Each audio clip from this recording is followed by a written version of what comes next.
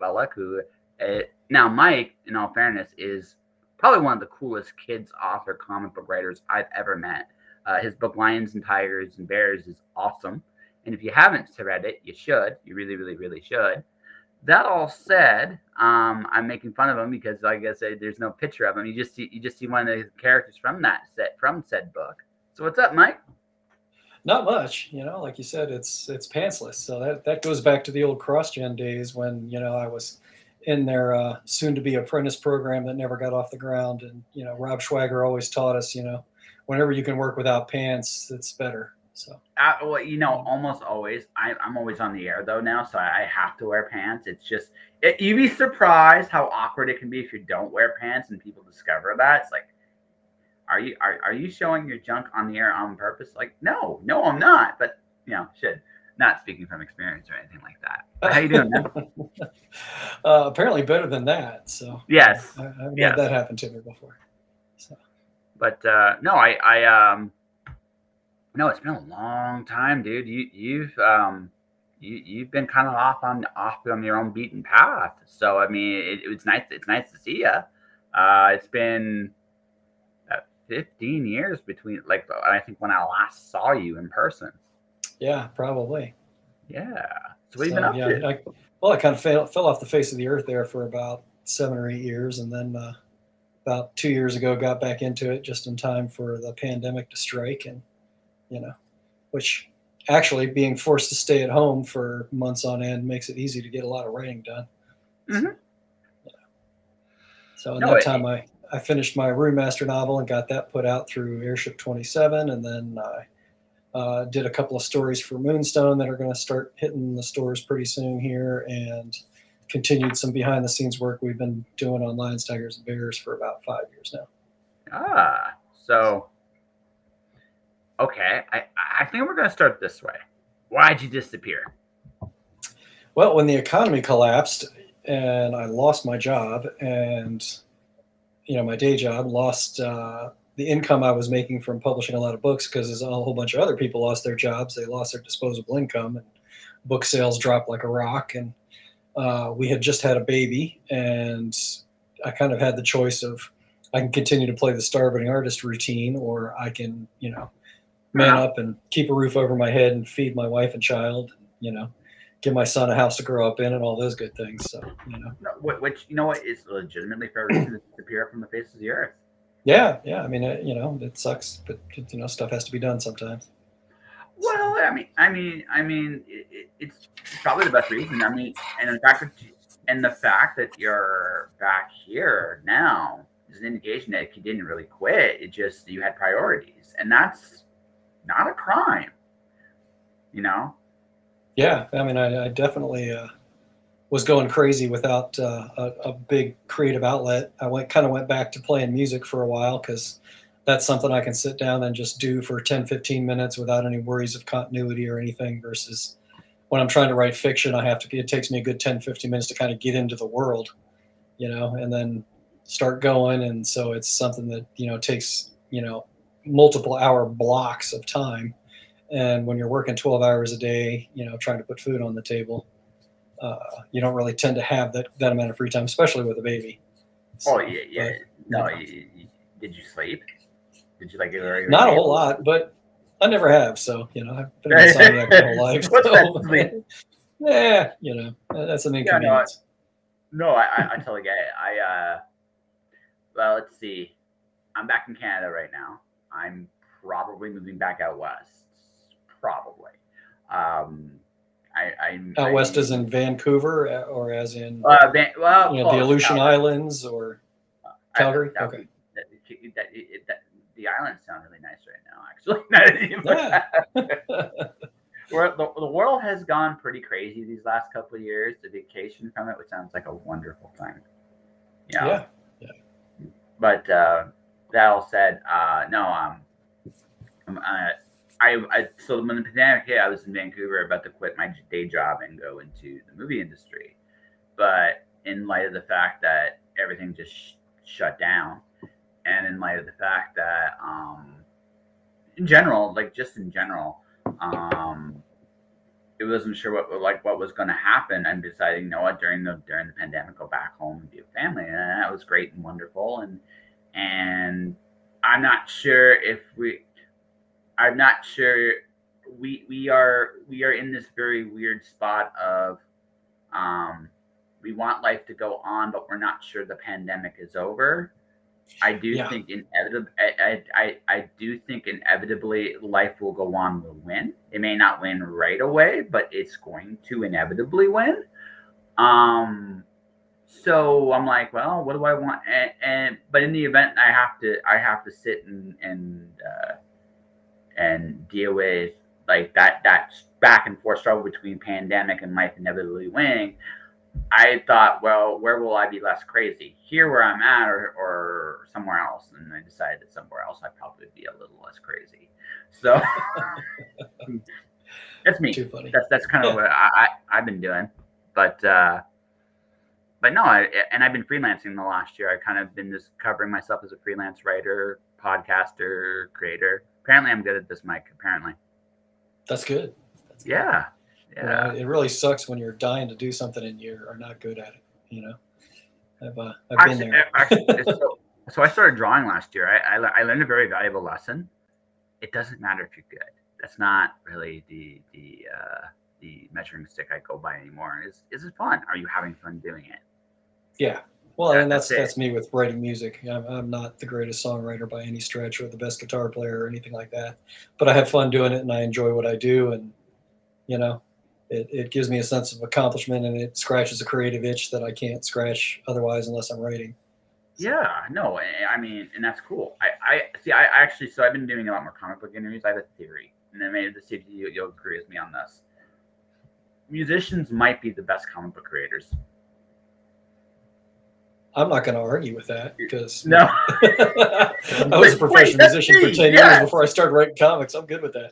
no, but because you guys are, and because I've interviewed quite a few of you during the pandemic, and one of the things I've noticed with all of you is you're used to working as part of a team because you're in a band, right? And oh yeah, right, and when you're with a creative team, it's almost like you're jamming anyway because if you're a smart creative, and I tend to think you're a pretty smart guy. I could be wrong, but I tend to think you're a pretty smart guy. I got you. Haha. You'll take it, right? You'll take it, right? I'll take it. I'm not gonna argue with you on this. You're like, I'm not sure where you're going, but I'm not gonna argue with you on that. At least a smart comment, right? But here's the thing, right? You know, like when you're in a band, you have a role you got to play. And everybody's got their own voice and their thing they bring. Like good art isn't really so much about technique. It's about the voice you bring to whatever you're trying to say. That's the essence of what good art is. It's how well you can express the idea and do it in your way. And that sounds incredibly simplistic, ladies and gentlemen, but this is a very long journey to get there. Ask anyone that does it. But yeah, I think to touch on what you're talking about, I think, you know, the first signed band I was in was called Iron Christ, and everybody would bring something to band practice. Like, hey, I've got these handful of riffs that I'm trying to make a song out of, or I've got this thing going on, or, you know, whatever. And it would just all get mashed together and you would come out with something that nobody could have done on their own. And that synergy would just make it so much better than any one of us could have done on our own. Yeah. And I wasn't one of the main songwriters in that band, but it was really cool to sit there and watch those guys do that. Then I got into another signed band called Indestroy, and we started working on new material, and it was almost the same thing where, you know, the drummer had some ideas, the bass player had some really good stuff. You know, I had some lyric ideas and some change ideas and tempo ideas and arrangement ideas.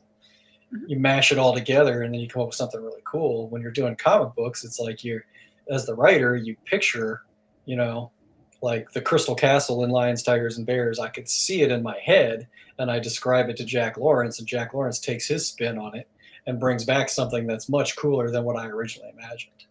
You know, exactly. So it's, and you know, you've got in a team where you actually would have a colorist and a different letterer and all that kind of stuff, a different inker and so forth. Everybody gets to add their own little nuances to things that just make it so much better than any one person could do on their own.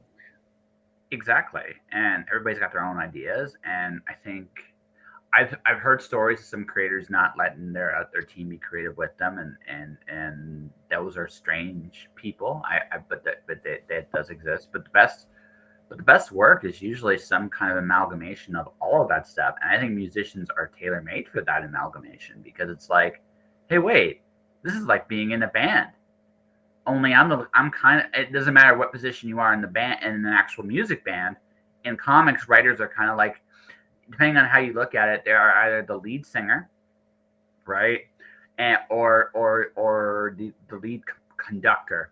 And the only difference is, instead of having like throwing those cool little conductor sticks, they might be drinking at Starbucks instead. It's like, okay, this is my vision, go, and they come back. It's like, this is better than my vision. What was I thinking? Now, I mean, I've learned there's wisdom in playing dumb a little bit. And what I mean by that is not that you're dumb, but just recognize the fact that other people have strengths you don't. And that willingness to listen, and that willingness to just let your people who are very creative be creative. I don't think that's playing dumb. I think that's actually really smart. The stupid people are the ones that think that nobody else can add something. That I've got it all down and my vision can't be messed with. And you see that with a lot of musicians, where they're just like, it's my way or the highway, and this is the way things go. And you watch those people just go through band member after band member after band member, and they end up 15, 20, 30 years down the road, they've still got the same band, but nobody that was in the original band is still in that band, except that one person. That one, and in some cases, it's the person who keeps the fire lit. Like my buddies in the band Deceased. King is the drummer, original drummer, singer, and now he's just the singer, and he's the only original member left. But he's carrying the torch. He's the guy that keeps the fire lit and keeps it going. He's not the control freak. But I can think of other bands where there's the control freak person, and you just churn through talent.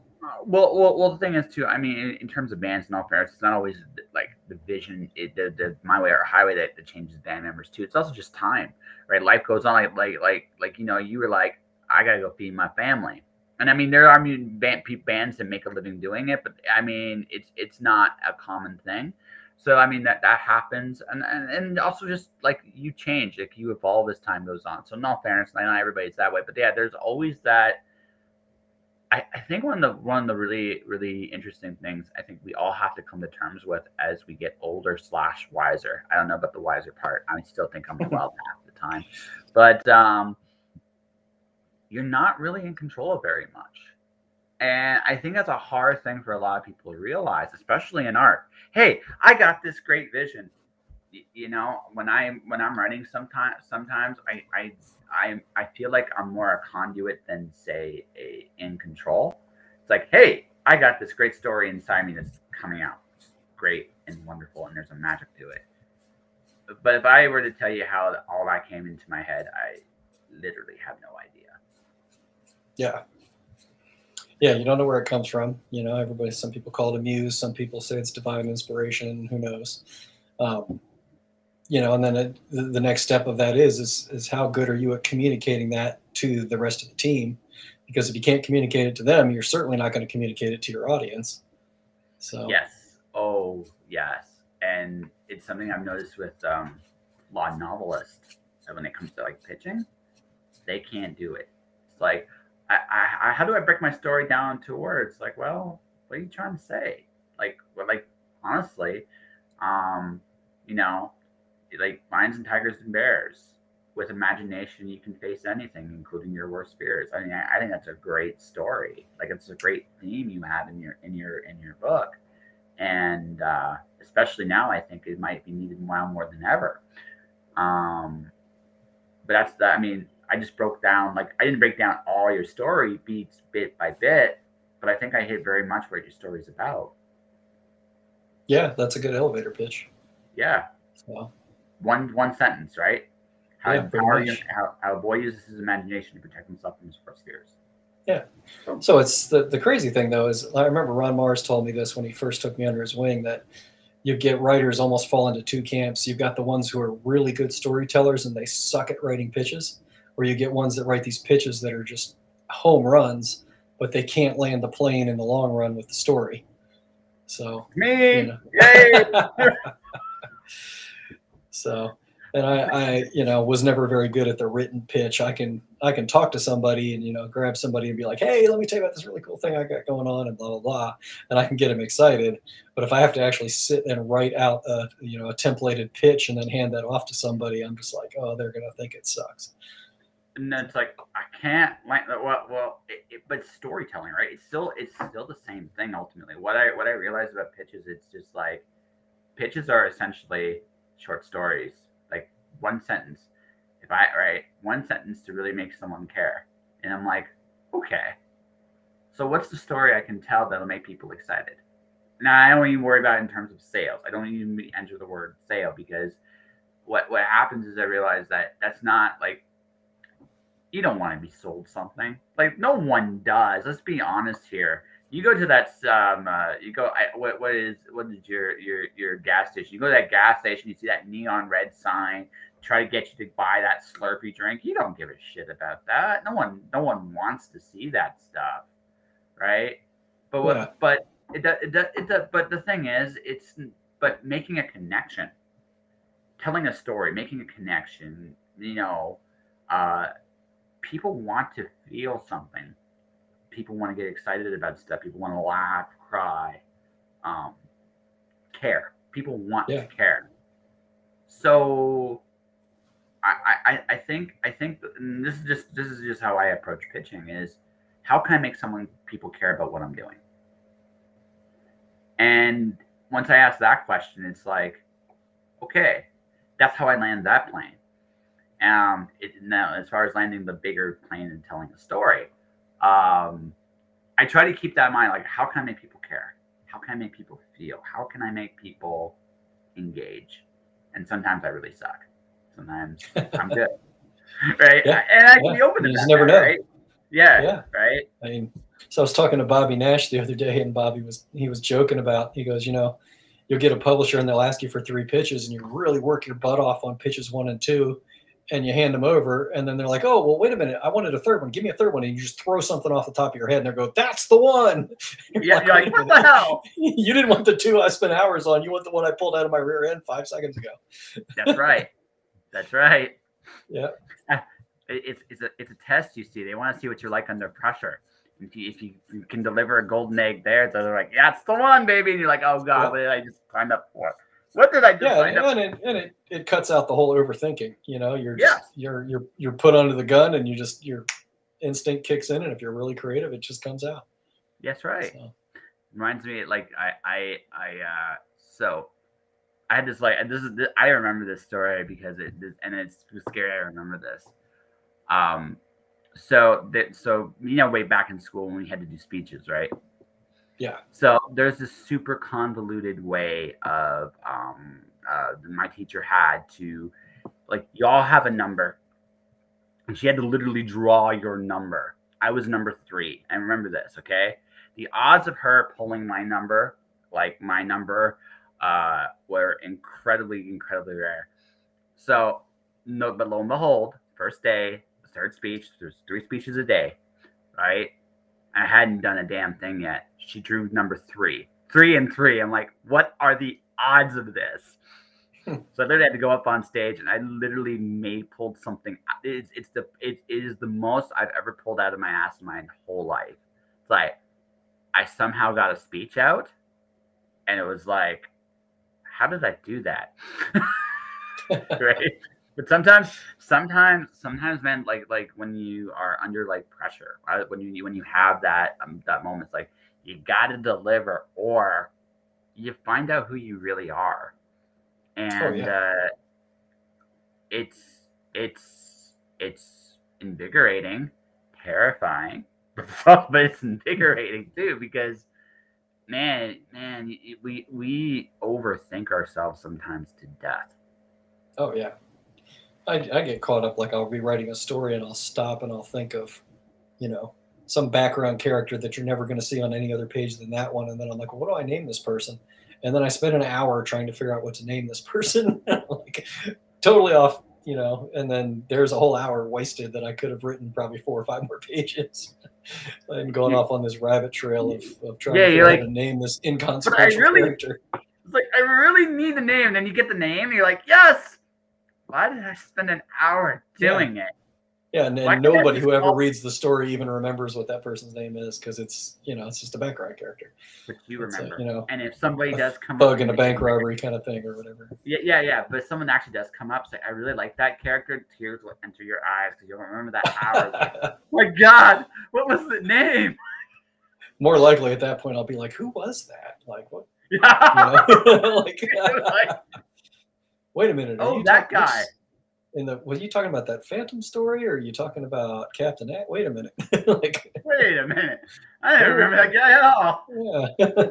It's like, what the hell? Things you remember, right? Things you remember. Yeah. So you came back. Honestly, you came back in one sense, like in the best time, because I don't know if you've been watching, but Kickstarter Comics has been kicking all kinds of ass during this time. Oh yeah. Yeah. There's a lot of great content, but there's also, you know, I don't know that I have the pull to pull off a great Kickstarter the way some other people do. You know, I've watched a lot of really good named people do some great Kickstarter stuff and get it fully funded. I think you do just fine. First off, you're Mike freaking Bullock. He does some great stuff. I mean, you haven't done stuff recently that people may know off the top of your head, but dude, you did Lions, Tigers, and Bears. You did Timmy and the Transgalactic Tower, which was a really fun book. You did stuff with the Phantom. You've done stuff. You have a fan base. Now you haven't maybe tapped into it in a long time. But if you went out there, it's like, I'm Mike Bullock and I'm awesome in made of cheese. Maybe not quite in that verbiage, because you know that made of cheese thing. It's like you might distract them to ask what kind and all that stuff. Not a big deal. I do live right outside of Green Bay, you know, by a couple hours, so maybe, right? Maybe, right? I mean, I don't know anyone who really hates cheese. I know lactose intolerant can't eat it, but I don't know anyone that actually hates cheese. Oh, it's a rule in our house. You have to love it. So. Yeah, most people like cheese and ice cream. You can't really hate it. You can have like. Would you believe if somebody told you I don't like ice cream? Like, would you actually believe that person? Yeah. I mean, we go to the grocery store and we buy coffee, whipping cream for creamer for the coffee, and cheese and ice cream, and that's about it. Yeah, exactly. Yeah. I mean, you're a grown ass man, Mike. You're a grown. I'm a grown ass man. I can do what I want. Hey. I say all that like that. Simply because I say it like that simply because you are like you do have a name, you have value, and I think you're in a time that if you're just smart about your approach and your marketing, it's about how loud you can toot your own horn, right? How comfortable you are tooting your own horn, right? If you're comfortable enough, I think you do quite well. There are people who have never done Kickstarters before that are kicking all kinds of ass. So, I mean, if they can do it, why not you? Yeah. I don't know. Maybe it's a fear of failure. Maybe I don't want to do it and then not succeed and then be like, oh, crap. I used to think fear of failure was terrifying, but I also realized maybe fear of success might be actually a little more terrifying. Oh, yeah. Because all of a sudden you have expectations. Oh shit! Yeah. Can I do it again? Right? Oops! Yeah. I did it once, and I'm not trying to belittle any accomplishments anybody makes, but the thing is, being a one-hit wonder is super cool, and actually being a one-hit wonder is an impressive thing. But there is always a little bit of a sense of a one-hit wonder that they got lucky. Nothing wrong with that. I'm not going to argue anybody there. But you get success, and you're like, oh shit, can I do it with the next one? Can I do it with the next one? Can I do it with the next one? I mean, I think, like if you look at Eminem's song "The Way I Am," if you really sit there and analyze it, it's a song about imposter syndrome, right? I don't know what you want from me, people. I did this one big hit. I don't know. I can't top that. What do you want? And that's pretty much the song, right? When you get right down to it, right?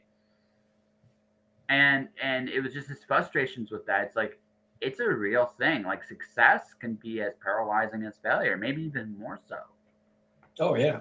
Well, and it definitely applies in the music industry because what you always see is, particularly with rock, metal bands, stuff like that, is they spend years putting together the material that becomes their first album. And then when it does become a hit, they get like 6 months to write the next one. Mm-hmm. And then they get a couple of months in the studio to make it happen. And then all of a sudden your fans are like, that either sounds exactly like what you already did, or that totally sucks because it's not as good as what you did, not realizing that you spent 4 or 5 years putting together the other material that was the first album. Mm-hmm. And the really good bands are the ones that can top that in a short time period, and they don't go out on the tours and spend the whole time drinking and smoking and all that crap because they're on the bus writing new songs knowing that it's coming. And that's when you see the bands that really succeed and really keep going. Well, there's a degree of commitment to your craft, and the road is probably the hardest. Craft beer or craft as an art? Both. Why not? Okay, I lived in Austin for a while, so No, well, I live in Canada. Like, honestly, do you know how disappointing it is to come into your country sometimes and drink your beer? Like, just disappointing. Because like, my urine sometimes has more alcohol content than your beer, and I am not joking, right? I remember literally. I remember one time going down. I lived in Calgary for years. I flew down to Winnipeg. Now Winnipeg, okay, is flat, and Calgary's in a mountainous region. I could drink, and right, I could drink. Those people were part fish, and they were going drink for drink with me. They were drunk. I wasn't because of the mountain thing, but I could at least feel the liquor a little bit. When I would fly to like Phoenix or Michigan because my family's there, I wouldn't even order a beer at a bar because it just would be like, I'm not gonna feel it. I'm gonna get bloated before I feel a damn thing here. It's like, oh God, that's depressing. When you can't even get like a little bit, like I drank to get a little bit, like take the edge off, not to get drunk.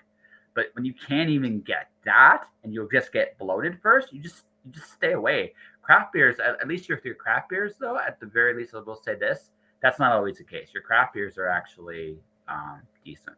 So, yeah, you got to go down to Austin. That's craft beer central. So yeah, I'll have to take you up on. I'll have to take you up on that one. If and when. Yeah, you no longer live in that area, from what I gather. So no, we back up in Minnesota. But we were in Austin for about 5 years, and it's got some really great microbreweries, and you've got way more of those kinds of things that succeed than you do like the local bars and the normal places that just have Crapweiser and the other raunchy watered down American mass-produced beer. Your beer, like I said, it just like when you flew in, I just drank water at the bar because I wasn't gonna feel it. It's like, what's the point? Yeah, like, the mass produced stuff just sucks. Yeah, you gotta get the smaller brewed stuff. Yeah, so at least you feel something. I mean, again, folks, I'm not saying get drunk. It's just when you're so living so high up in altitude that you don't feel you don't feel getting drunk when you come back down to ground level. You just don't. You're just looking for a little buzz, nothing. Like, just take the edge off. It's like, nope, doesn't exist. At least not mass produced stuff. Yeah, but no, it's one of those. It's like I said, it's one of those things like the craft of working on your stuff. Like, you recognize, like, I think one of the hardest things for me to learn, and I've learned this doing this podcast and a few other things, is that really successful people recognize the fact that it's harder to stay successful than it is to get successful. And that once you're there, you have to find the mental toughness to stay hungry first and foremost. but also just to do the work, because once you hit a certain degree of success, doors open like you've never before, and you're going to explore some of them. I mean, let's be honest, we're all human beings. We're going to be like, hey, that looks cool, or that looks fun, and you should. I mean, you've earned those experiences, but you can't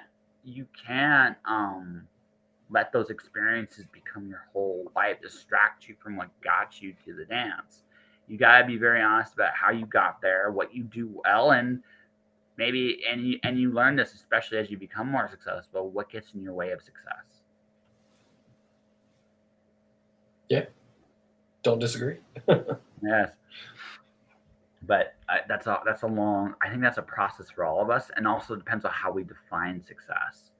Um, like for you, what were like when you made Lions, Tigers, and Bears? Because there definitely was a lot more. There's definitely a lot of potential with that property. Where do you want to go with it? What do you want to do with it? Like, what was your dream? When I first, well, to dial it back, the idea originally was a group of superheroes that were teenagers that turned into big cats, and it was just called the Night Pride. And I was going to put it in the back of a magazine that Rob Schwager was going to produce. And I decided that it was kind of a stupid idea. I hadn't fleshed it out very well. It didn't seem like it was anything different than any other, off-brand superhero comic that was out there. And that's when I took it and I retooled it and turned it into what became Lions, Tigers, and Bears. And at that point, in my mind, I was picturing it becoming an animated movie. Something along the lines of what Pixar was doing back then. I originally pictured it as 2D animation, and then slowly my mind changed it into CGI. The more Pixar stuff that came out, the more I saw that. And then I really kind of grabbed onto the,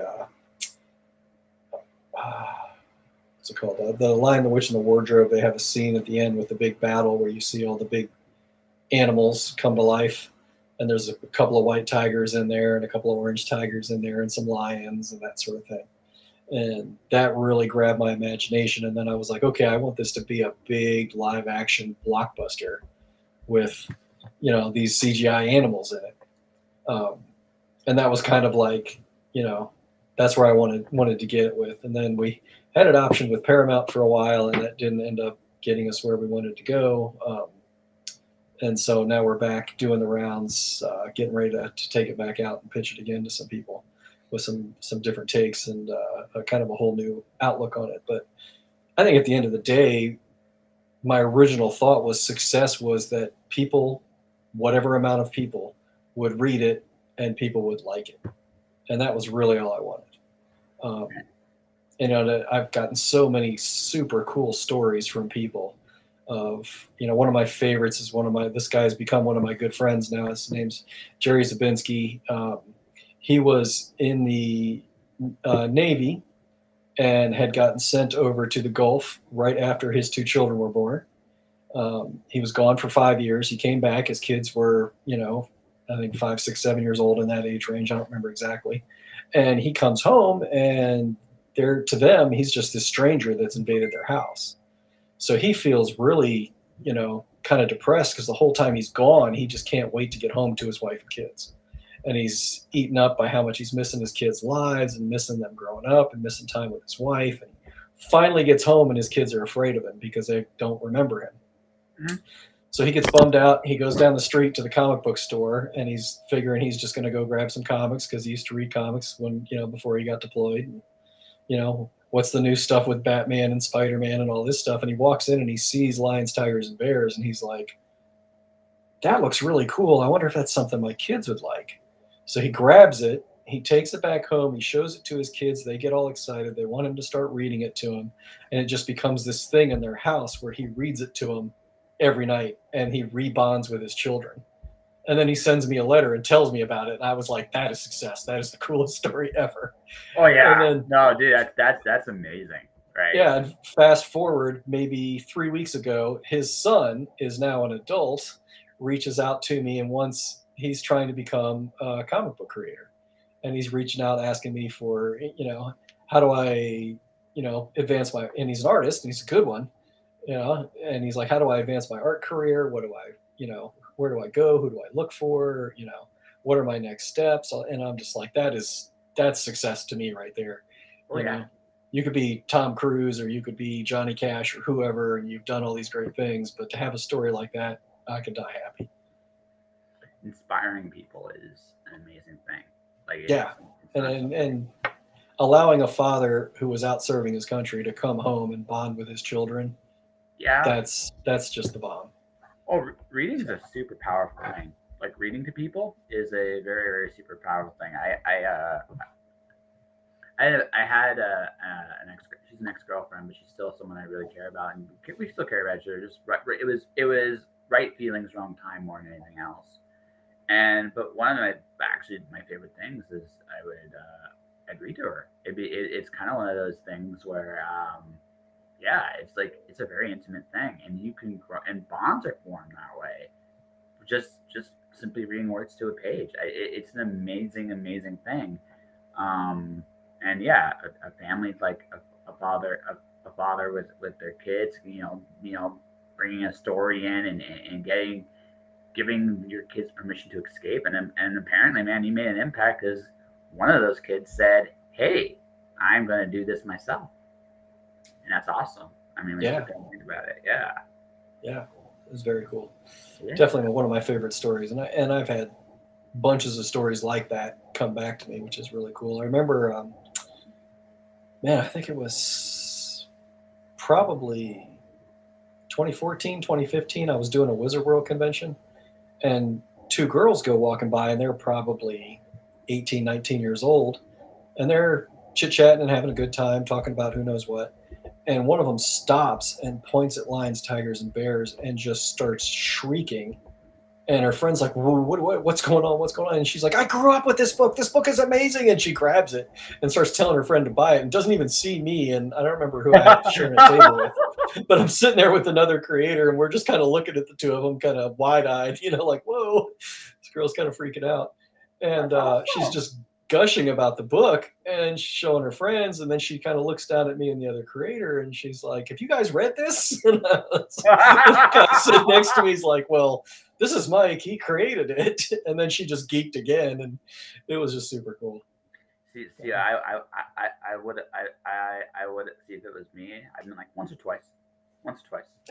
Yeah, it's all right. I know the guy, he's cool, kind of. Sorry. Yeah. Saw a meme the other day, and it said, as an author, your goal is to write a book you'd want to read because you're going to read it 100 times before you release it. It's true. Oh, God, it's so true. It's so true. You better have fun. Like one of the things I realized, and this is something that I think this is super, super. You want to be the person whatever you imagine yourself to be, you better like it. Because inevitably you'll become it. And if you become it and you realize it's not what you want, you're kind of stuck because it takes a long time to change out of something once you become it. And it's why I'm pretty authentic, because it's like, well, if I'm me, one, I don't have to remember quite so much, right? And I'm lazy, see, I'm kind of lazy that way. But number two, it's like, I'm never going to be something I'm not. Because if you become something you're not, right, there's a real risk that you're going to have to do it for an extended period of time. And inevitably, that mask you wear becomes you. And it's true of the stories you write as well. If they're not stories you enjoy, if they're not stories that you really work on and care about, well, I mean, you don't want to be Arthur Conan Doyle with Holmes. Come to despise the character, but you can't escape him because he's such a hit. Hey, when's that next Holmes book? It's like, shut up. Well, and that happens with musicians too. Like I remember reading an interview with Tom Araya from Slayer a couple of years ago, and he was basically like, I've driven my entire life down this one-way street and I can't go anywhere else. Yeah. He's like, my entire life I'm Tom from Slayer. He's like, I've never done anything else except he had like a fast food job when he was a teenager. And he's like, and here I am. I think at the time he was almost 60. And he's like, I can't go be a school teacher. I can't go be a business manager. I can't go, You know, he named like 7 other different occupations that average person would have. It's like, I can't do any of that. All I can do is be Tom from Slayer. And it was like, man, that's almost kind of sad, you know. Well, but at the same time, that's the flip side of everything that he got being Tom from Slayer. Well, it goes both. Like everything is a double-edged sword, right? It's like when you look at like success, and I was talking about what that is to you. Like, do you want to be so successful that you can't use the bathroom without people knowing where you are? You noticed was like you went into a convention when the Star Wars cast and like for example are there. I remember I was at one show with Carrie Fisher, and she was surrounded by security at all times. And the reason why, because wherever she went, you could tell where she was because all these people were following her. Yeah. And it was like, I don't know if I want that kind of thing. Because that like what that means is you're in a bubble for the rest of your life. And that's not cool either. Yeah. Right? But you think of like the cast of Friends, Jennifer Aniston probably can't go anywhere. Well, that's it, right? No, she can't do movie night. She can't, right? She might be able to do like a movie matinee in the afternoon because there's no one in the movie theater sometimes in the afternoon. See, but that's why you want to be the writer because nobody will hunt Marta Kaufman down. She could go wander around in Atlanta or Calgary or wherever. And it depends. It depends, right? It kind of depends. Some writers do, like Stephen King. If you've ever seen Stephen King go out and about, it's like he can't either. Well, yeah, but I mean, he cultivated a public persona that most writers don't. Yes. Oh, it's true. Like most of us are. Well, we're in an interesting point because now we all kind of have to some degree, because here's the thing, right? There's this thing called the internet. Like I have a show. I know you're on it. And I know you recognize that. Like it's an obvious thing. Wait a minute. There's people watching this? There is. There literally is. Oh, man. Watching? Oh, crap. I thought you were recording this to watch it yourself. That's weird. Sometimes. At night. But the thing about that is, right, we recognize, like, this is almost what I call the pro wrestling element now of marketing. We recognize the fact that and we all do this to some degree now, is if I speak out loud, it's like, hey, my books are awesome, and my name is Josh, and I write stuff, and I can do this in like a funny, creative, and interesting way, people will notice, right? Now, the books should be good because I want them to come back for another book somewhere down the road, but I can get people's attention by having a big mouth. And that, as we've talked for nearly an hour, Mike, I think you recognize I'm really good at this big mouth stuff, right? I'm pretty good at that. So, but because of people like me, authors have to. We no longer live in a world where an author can be like, I'm just going to create stuff and I'm going to let other people do it. Nope. That ain't how the world works anymore. We all, on some degree, we're business in the sense that we are our public relations. We are ourselves.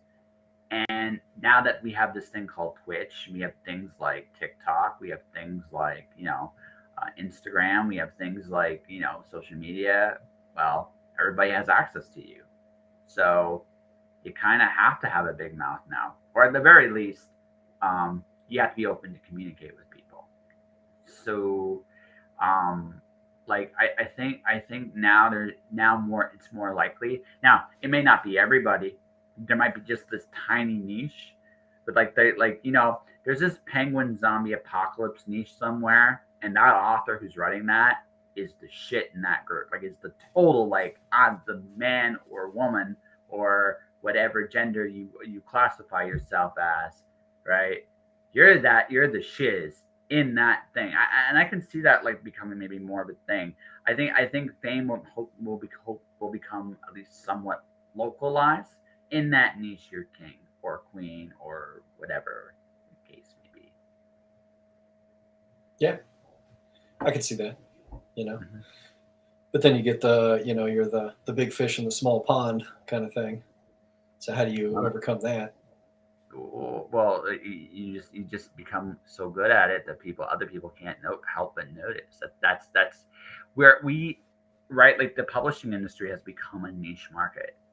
I mean, like if you look at comics, I can't honestly tell you that DC and Marvel are like the big companies are the place where the best comics are made anymore. I can go on Kickstarter or Indiegogo, or I can go look on Instagram, or I can look like accessibility has opened doors that means like now that this traditional model that existed even in 2005 is a lot smaller now than it was.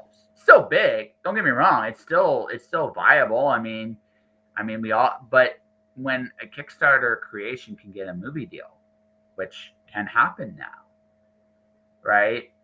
Those niches, like everything has kind of become niche. And I don't think that's a bad thing necessarily. There's 8 billion people on this planet. Right? Yeah. Right. You just need to find a couple thousand of them that like what you're doing, and you're good. Yeah. And it's not an impossibility anymore. And the access is there. Right? Yeah. Access is there.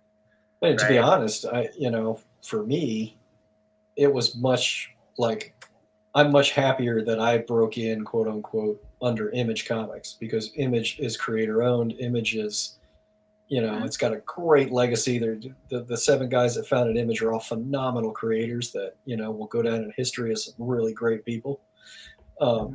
And they did their own thing. I'm much more interested in doing my own thing. I was only, I was in a handful of different bands that had different levels of success, but I was only ever in one cover band. And as soon as I got out of that band, I never got another one. I'm not interested in doing other people's stuff. I want to do my own stuff. I love Batman, and I would love to write a Batman story or a Moon Knight story or Rom Space Knight or, Silver Surfer, a handful of these characters that I grew up loving, but I would much rather write my own stuff. So if I did a Green Lantern short 8-page story, I'd be happy. It's like, that's my mainstream comics career. It's like, yes, I did. Like, bucket list done. Yeah. Like, because I'd have a kick-ass Green Lantern story. That would be the best 8 pages you've ever read, or be the best 8 pages I've ever could do for it, and I would be very happy with it. And it's like, because I'd rather do my own stuff. It's much more fun to do my own stuff. And if somehow, some way, I become a mega hit with my own stuff, right? I'm like, well, then I become the system. Yeah. And and there's a lot to it too. Like with Lions, Tigers, and Bears, I have the freedom to do whatever I want, and fans aren't going to come up to me and give me a hard time because it doesn't match something that they read that somebody else did. Like with the Phantom, that was walking a minefield quite a bit, because the Phantom is a worldwide property. He's way more popular in other countries than he is in the United States. And some of the fans overseas are just, voracious about the Phantom and the history. And the weird thing is that the Phantom in India is a different character to some extent than he is in Australia, than he is in Scandinavia or Norway, or, so you're kind of walking this minefield of what all these other creators have done before you. And if you go and you put out a Green Lantern story, you're going to get compared to Jeff Johns and Ron Mars and all these other people that wrote the Phantom before. And but if you put out your own, say you decide you're going to do the enviable light switch or whatever, some kind of pastiche off the Green Lantern, you don't have to answer to anybody, because this is Josh's character, and this is the way Josh is going to tell it. But you know what? I know I've made it. It's like, your story sucks compared to Jeff Johns. I did it. I'm in the same sentence. But you suck. Doesn't matter. It doesn't matter. I'm there. Right? Like that's funny. You got, like, it's an absurd world, right? Like, seriously, think about this for just a second, okay? Let's say you do get into, like, you're so, like, Silver Surfer, like, the best 3 creators for Surfer are Jim Starlin, Stan Lee. Stan Lee's Silver Surfer is actually really freaking cool. And if you don't say Ron Mars, I'm hanging up on you. No, I'm not going to say Ron Mars. Oh, you got to say Ron Mars. Actually, my favorite Silver Surfer run is Jam DeMatteis's run. I really enjoyed it. He never got to finish it, which is too bad. But I really enjoyed his take on Surfer. I thought there was something there, and I really enjoyed it. But no, but if you go like classic Surfer, it's Starlin and Stanley, man. That's it. That like there's nobody else to really read. Ron Mars, he's a solid writer. That's what I will say about him. He's a solid writer, but his absolute best work is Samurai Heaven and Earth. Nothing else he's done has come close to that. And that's not a knock. I grew up reading his Green Lantern run. I love Kyle, but to be perfectly blunt, in terms of emotional resonance, he does a good book. But Jeff Johns did a great book. Steve Englehart did a great book. Alan Moore did a great book. I'm not so sure. Like I don't know how Mars, and this isn't an insult to Ron. Look who I'm comparing Ron Mars to, right? That's not an insult, right? Right? But that's the thing, right? If you get to the point where you are compared to those people, even for a minute, you've done something. Oh yeah. Right? Yeah. What I've learned in life is that I can't control how people think about the work I do. I can only do the best I can with what I got, whether it's a licensed or unlicensed property. If people like it, great. Well, at the end of the day, all that matters is whether you like it. That's right. You know? At the end, if I put out a story and I like it, then I've done. That's it. It's impossible to try and appease people you've never even met. You know exactly. And like talking about like licensed properties for a second. Like one of the things is it's not yours. So you it's almost like you have a car you're driving, but it's not your car.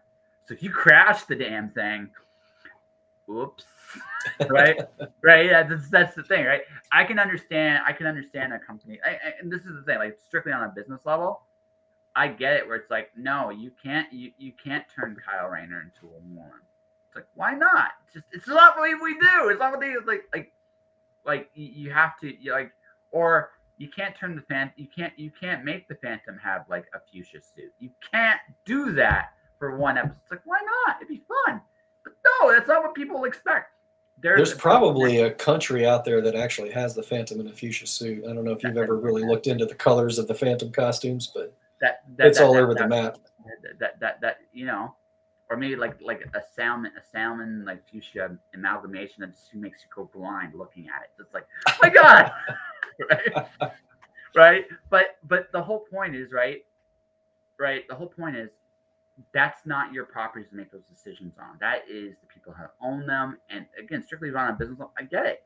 They've put this time, effort, investment. Like I get why Batman doesn't change. Yeah, because you got to pick them up on the front porch, take them on an adventure, and drop them off back in the front porch the same way. Exactly. And you know what?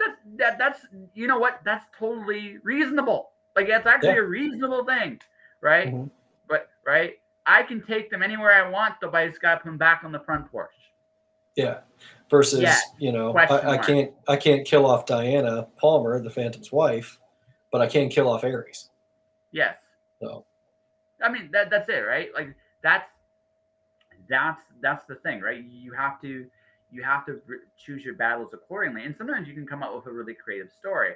But that's all said, like this is why, like when you look at a licensed property, like that 8-page Green Lantern story would make me incredibly happy because I don't really have to think about all the continuity in 8 pages. I have 8 pages.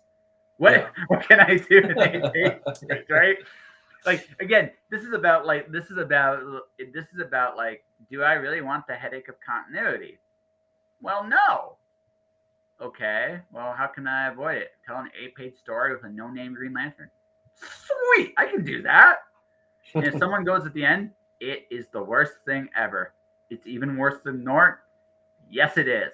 Yes, I've made an impact, right? And that's it, right? Like all you can really hope for at the end of the day. Now, again, I'm not saying I should go for like the worst thing ever, but all you can hope for at the end of the day is that you've made an impact with your work, with the people that you really want to. Like your story about like the father and son, that's awesome. Like that's what you hope for. Everything else is out of your control, really. You can't control when like I have 8 rules to success, and the 4th rule is the rest is rain. And the idea is you can't control where things fall. Things will fall where they fall, and that's it. You're gonna have to live with that no matter what. So all you can do is prepare for the best you can and hope for the best, and let things fall where they may. And if you make some good in doing it, fantastic. If people hate your stuff, also fantastic. Um, right? I mean, at least you made an impression. I think the worst thing I have is it was nice.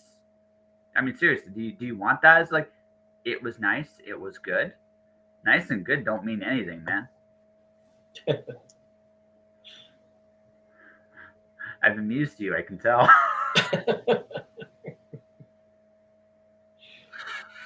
Yeah, you just never know. The people that, the crazy thing is that, the people that love it, but they're not really gregarious type people, you're never going to know because they're not going to tell anybody. They're not going to post about it. They're not going to, it's just their personal thing. And they just really dig this story you wrote or this character you created, or they, excuse me, they, see themselves in one of the stuffed animals in Lions, Tigers, and Bears, or they think that you wrote that 8-page Green Lantern story after you met them and you're modeling the Green Lantern after that person or whatever. That's right.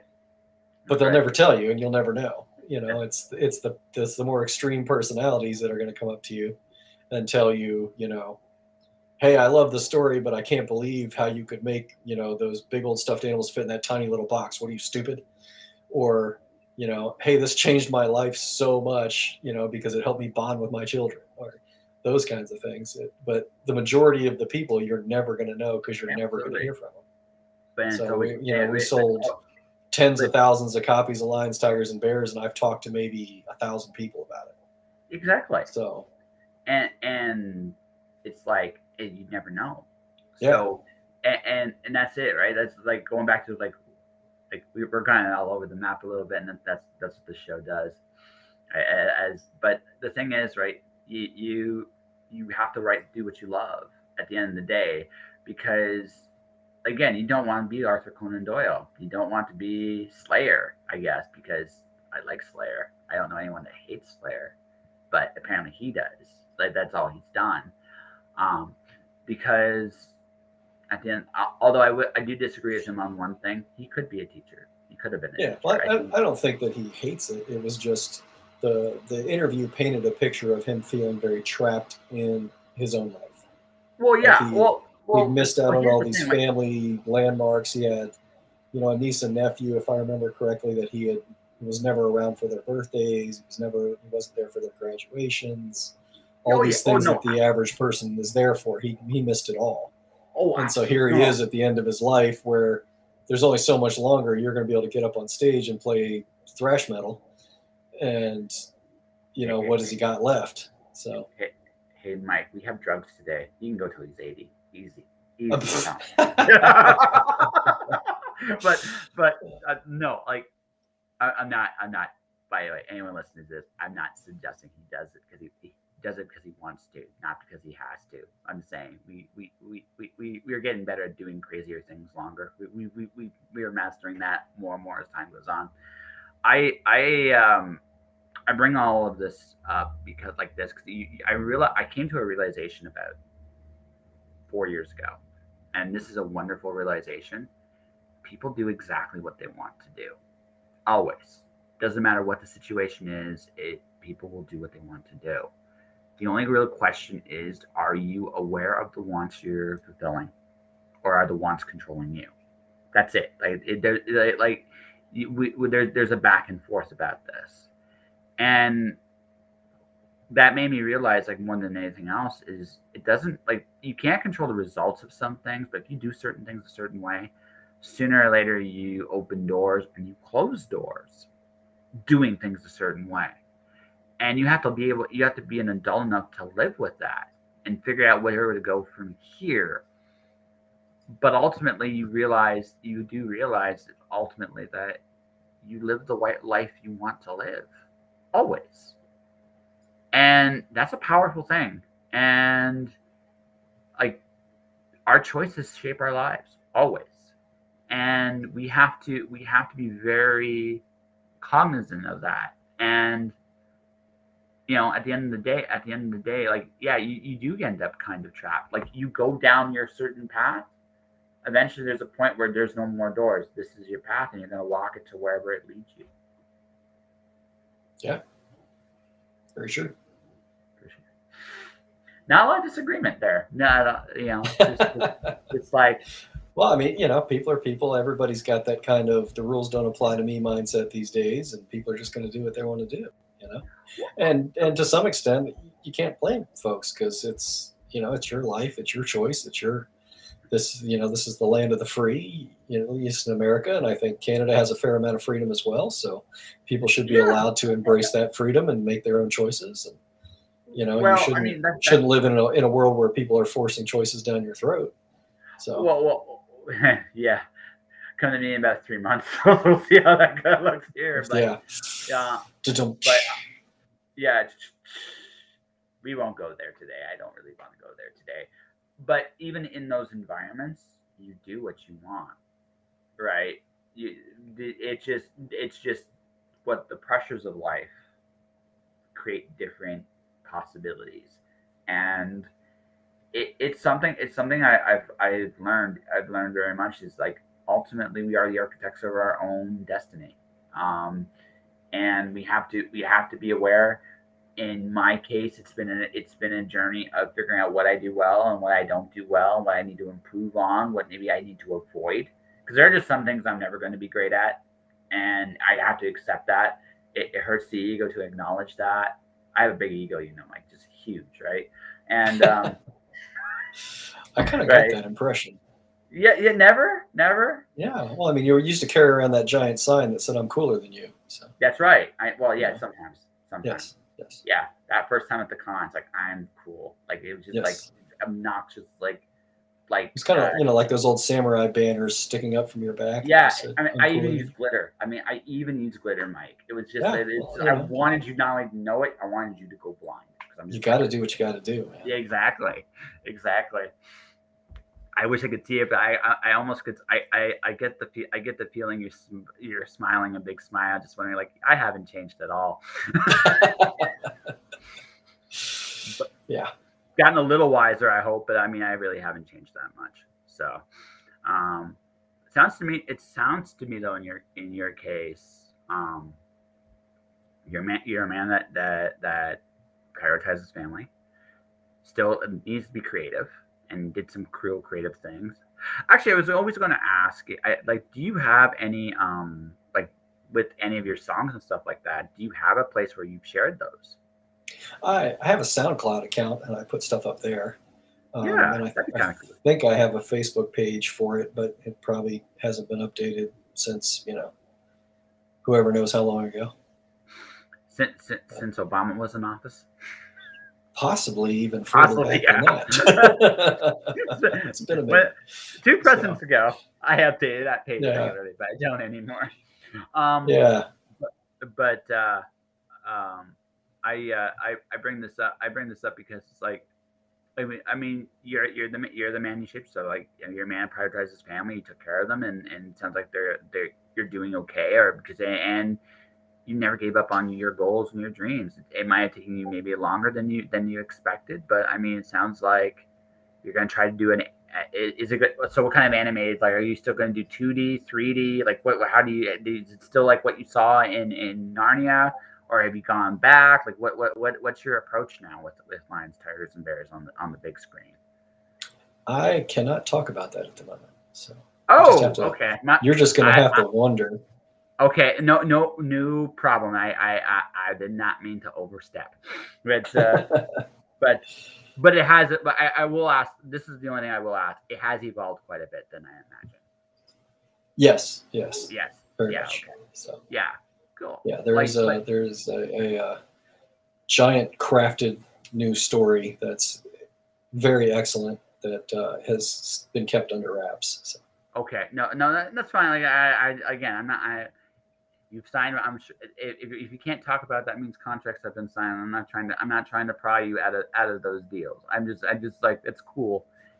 Your dream has evolved. Yeah. Well, so the funny thing is, I got interviewed by somebody, I don't remember who, about a year ago, and I was joking about being, having a phobia for boredom. And I was like, really, the main reason I create so much is I'm just terrified of being bored. And then come to find out it's actually a clinical thing.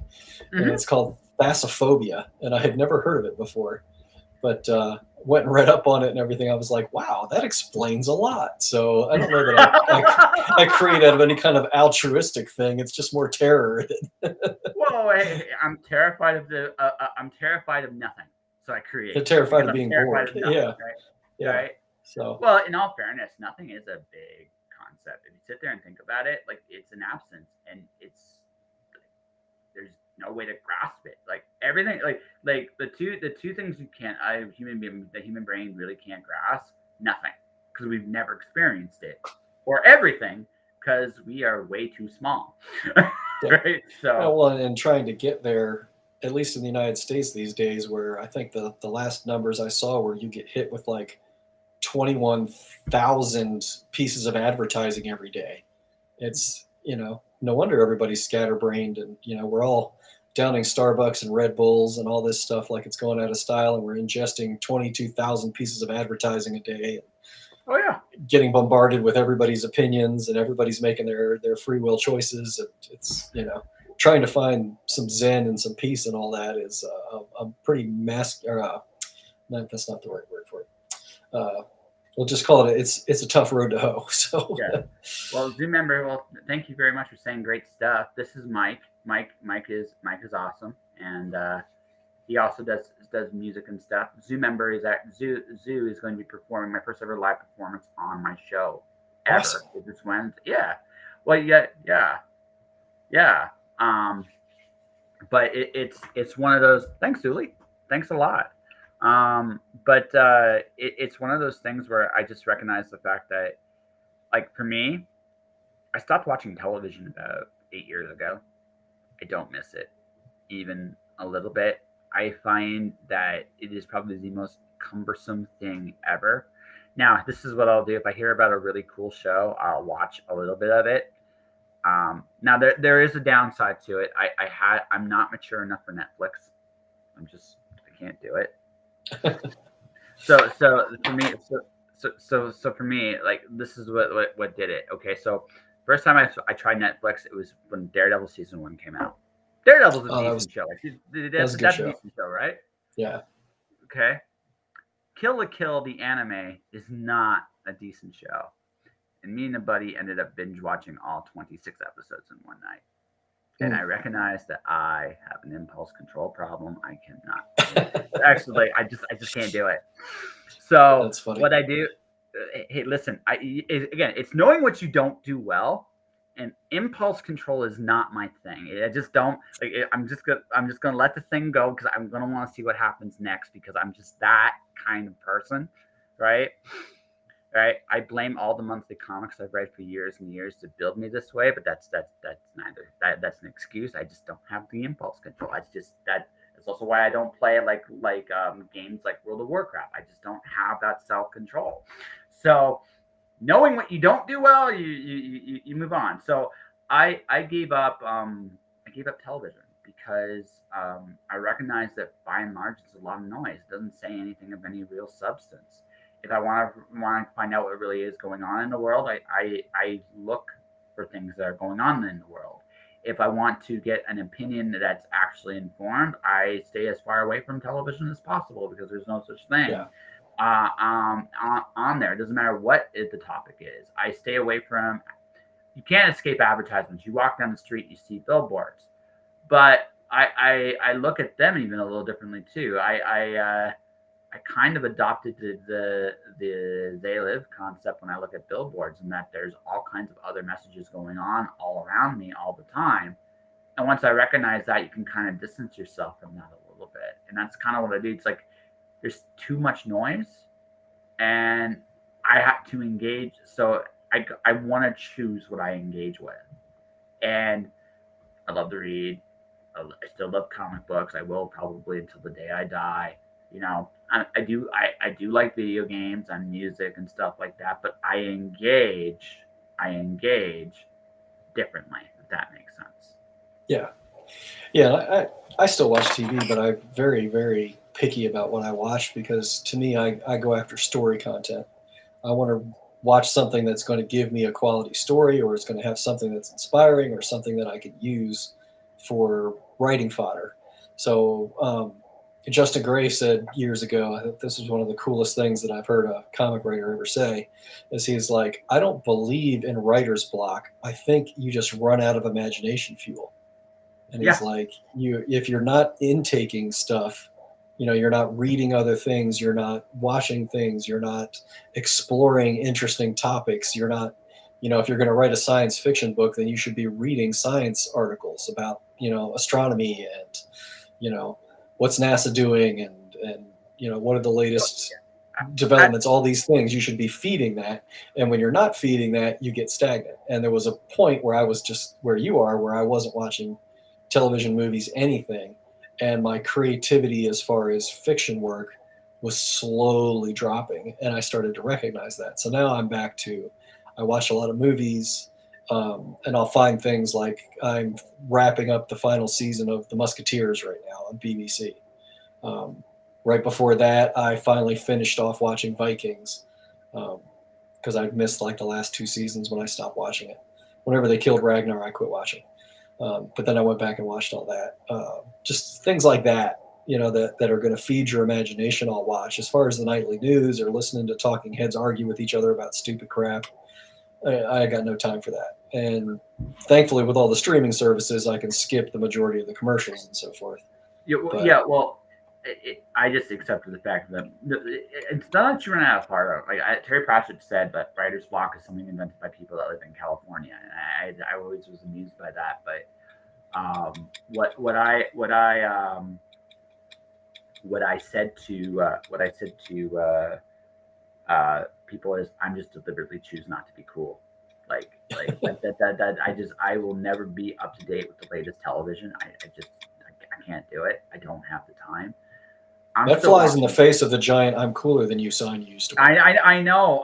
So, see, I've evolved in the years. Like, remember, glitter, cool, blinding light. Now it's uncool and it's like dull gray. Like it's so like the absence, like deliberately uncool, right? Josh has evolved into a complex person. That's right, deliberately uncool, and occasionally admits he has a Netflix problem. Right, but I bring this like what I find, like for me, my fuel is I find, like, from storytelling purposes, there's a lot of video games that are incredibly immersive stories. And that's where I get a lot of that. I still read a lot of books, comics, novels. I'm reading Craig DeLuey right now for novels. And again, comic wise, I'm just reading Kickstarter stuff. I can't wait for World Pack to come. I enjoyed Naira X from Bill Maas.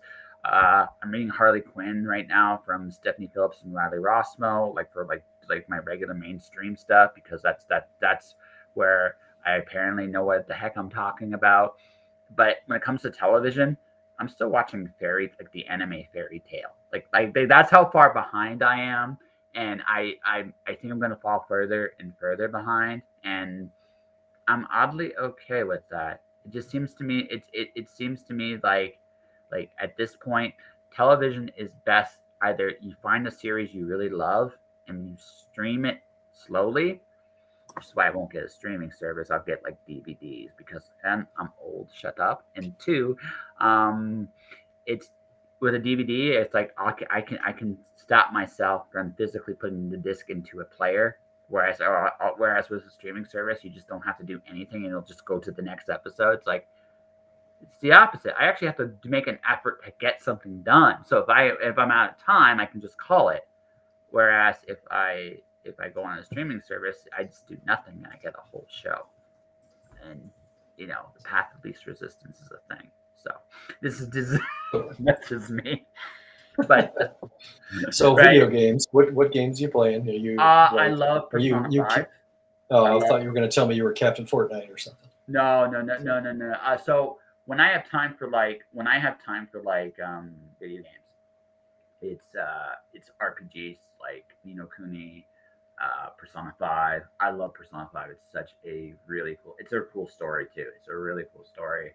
my entertainment of choice is like, I'll play like nostalgic games I played when I was a kid because again I'm old and I want to be young again and shit like that. But but yeah, but you know, but the thing about those games is they're all interactive stories, and I'm almost like being rewarded for playing the game. I think the big frontier isn't really television; it's interaction in video games because interaction is yet another dimension to storytelling that we're still learning a lot about, and it's really in that format. It's really cool to actually try some things out. Yeah. Yeah, I really wish the gaming industry would embrace full-time writers more. It was funny when I lived in Austin. There's game developers everywhere in Austin. You can't swing a dead cat without hitting 5 of them. And I had one of them reach out to me one time, and he wanted to take me out to lunch and all this kind of stuff. And I thought for sure he was going to offer me a job. So we go out to lunch, and he's telling me about all these projects he's working on, and he's in this one of the bigger companies, and this stuff they've got coming down the road. And I keep waiting for him to be like, we need to hire a writer, and we'd like to have you come in. And after about 20, 30 minutes of listening to this, he finally kind of slows down and says, "But I'd rather be working in comics. Can you help me break into the comic industry?"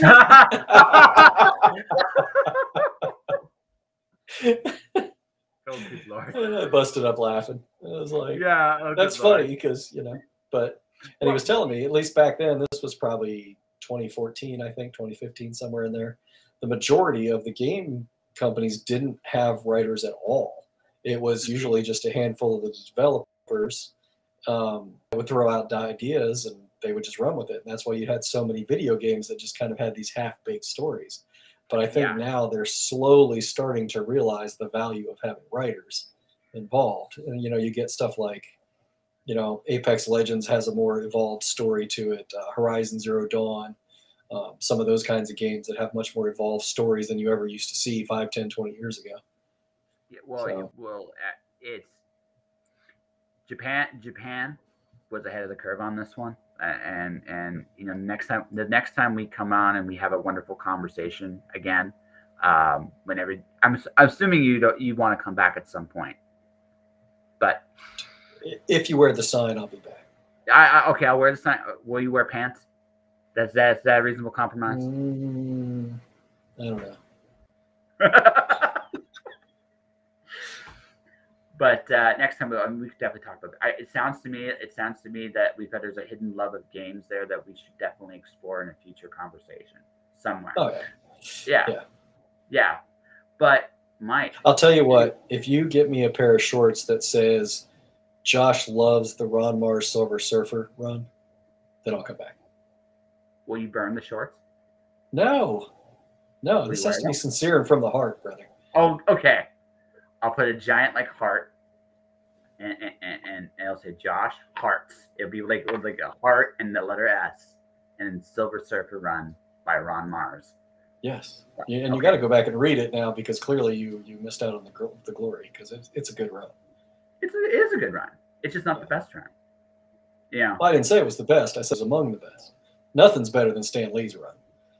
I mean, that's just that. No, nothing is better than Stan Lee's run. Nothing. It just to be fair, there is actually nothing better. If it wasn't for the Stan Lee run, Silver Surfer wouldn't be a thing. Exactly. That character would have died on the vine. So, I'm waiting for them to bring him into the MCU and not screw him up like they did in the Fantastic Four movies. So. He's a challenge for them because what do you do with him? Like that, especially since you've already dealt with Thanos. What do you do with him? But it's okay. Yeah. That's another topic for another day. What I will say, though, good sir, is I think we have an interview here. What do you think? Yeah, this has been fun. I don't know if I won't label it or score it or decide where it falls. I'll let you and your listeners come back. Well, as you've learned, I have a big mouth, and apparently they gave me an award for it. So I mean, I must have done something right. So there you go. Right? So on that note, congratulations. Yeah. But no, this podcast, very quiet. Honestly, is a 2018 Aurora Award winner and has been nominated. Awesome. Yeah, that's cool. I won myself an award. It's kind of scary. But that all said, Lions, you're redoing Lions and Tigers and Bears. Maybe you want to plug that and how people can find you. So we are currently taking pre-orders for a Curator edition for Lions, Tigers, and Bears, which came about because we had a lot of teachers and librarians asking us for all of the story in one volume so that they could use it for their reluctant readers in the classrooms and libraries and stuff like that. So we're putting out a very limited edition. It's only 300 copies hardcover. And that you can go to moonstonebooks.com and pre-order through the store site. I believe it's going to be physically in hand sometime in the next month, if not within a few weeks. But the way things go, it may be sold out by the time you can actually buy one off the shelf. So if you want a copy, go get it. Go get it quick. And in the back of it, I used to do school and library programs where I would go in and teach the kids how to create their own characters and how to take those and then pair up and create their own comic books. I actually have a file somewhere full of all these comic books these kids created and sent to me. It's really cool. But I took the pages that I used for that program and put them back in the back of the Curator edition. So if somebody buys the book and enjoys the stories and they have some folks in their life they want to teach how to make comic books, that stuff is in the back as well. So that sounds really cool, man. And how can people find you if they want to talk to you? I'm on Facebook, Mike Bullock. I do not have TikTok or any of that other stuff, and I ditched my Instagram account because I was getting spammed a lot. And it just finally became more hassle than it was worth, so I dumped it. But on Facebook, and I write a lot of new pulp prose these days, and we have newpulpheroes.com, which is a website that I co-own. And on New Pulp Heroes, we have a YouTube channel where Bobby Nash and I get on there about once a month, and it's called Author Adventures, and we talk about the challenges of being New Pulp authors, so forth. We're going to have, we've gotten 2 episodes out so far. The next episode we'll bring in a 3rd author, and then we'll slowly rotate through other authors as well. So. Very cool. So there you go, folks. You definitely check out Mike. Mike is I read Lions, Tigers, and Bears way back in the day. All right, when I was actually cool, once upon a time, and when you had the sign. Yeah, when I had the sign and the glitter and all that stuff yes. Back then. Yeah, don't forget the glitter. Yes, it was all about the glitter. I think I did have pants. They wouldn't let me in the car. You did have pants. I had to go back to the hotel and get some. So. Yeah, or some of that. Yeah, it was a little awkward. That's okay. That's okay. Well, yeah, it's okay. You made a lot of people feel inadequate. It's all good. That all said, to everybody watching and listening and wondering what the hell my thing is, I don't know. And the answer to that is I have no idea. I want to thank everybody for watching and listening to this episode, Just Joshing. My Twitch channel is twitch.tv/justjoshingpodcast. You want to click the follow button there. My YouTube channel is Joshua Penteloresco. You want to hit the like and subscribe there. My book, Alice Zero, is nominated for the Elgin Award this year. My sequel to it, Alice One, comes out November 1st. Stay inspired. Keep shining in the dark. And I'll see you guys tomorrow. We got a really big week this week. Zoo is going to be my first live performance this week. We got a financial thing coming in this week. I'm doing some stuff I've never done before on the pod. So I hope you guys pay attention and listen. Beyond all that, though, guys, have yourself a good one, and I'll see you guys tomorrow.